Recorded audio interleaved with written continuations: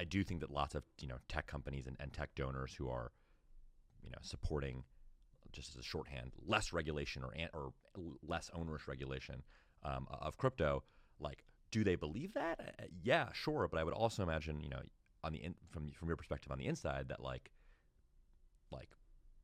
no shit, it's good for their bottom line, right? It's good for their bottom. It's interesting. I would describe the crypto set who's involved politically, which a lot of them are involved politically. Mm-hmm.